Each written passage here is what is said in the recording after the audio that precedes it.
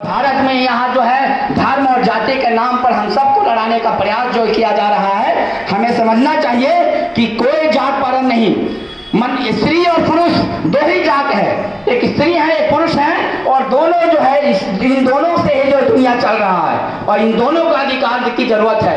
हमें भी अपने घर की महिलाओं को बराबरी का अधिकार देना होगा, उनको भी जो है जुलूस प्रदर्शन में शामिल करना पड़ेगा, क्योंकि देश की आधी आबादी अगर पीछे रह जाएगी तो कभी भी हम जो है आज़ादी नहीं पा सकते हैं। तो हमें ये सब कुछ इंसान से सबसे जाति पात धर्म तमाम चीजों से ऊपर उठ करके हमें समानता का हमें ही केवल अधिकार नहीं चाहिए, अन्य जो पिछड़े जो लोग हैं महिलाएं हैं उनको भी जो है आज़ादी देनी पड़ेगी, और इस आज़ादी की शुरुआत हमें अपने घर से भी करना होगा।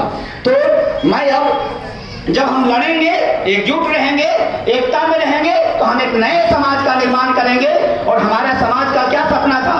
हमारा समाज साम्यवाद का हमारा नारा है, व्यक्ति से उसकी क्षमता अनुसार और व्यक्ति को उसकी आवश्यकता अनुसार। यानी हम एक ऐसा समाज बनाएंगे जहां लोगों को उतनी ही सुविधाएं दी जाएंगी जितनी उसकी आवश्यकता है, या अडानी अंबानी की संपत्ति जब्त की जाएगी क्योंकि उसकी कोई आवश्यकता नहीं है, और लोगों को उतनी सुविधा दी जाएगी जितनी उसकी आवश्यकता है। आवश्यकता से ज्यादा किसी को ज्यादा सुविधा देने की जरूरत नहीं है, जो श्रम करेगा वह खाएगा।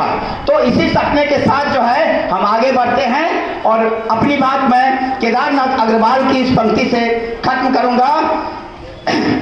इसी जन्म में इसी जीवन में हमको तुमको मान मिलेगा, इसी जन्म में इसी जीवन में हमको तुमको मान मिलेगा, गीतों की खेती करने को पूरा हिंदुस्तान मिलेगा, गीतों की खेती करने को पूरा हिंदुस्तान मिलेगा।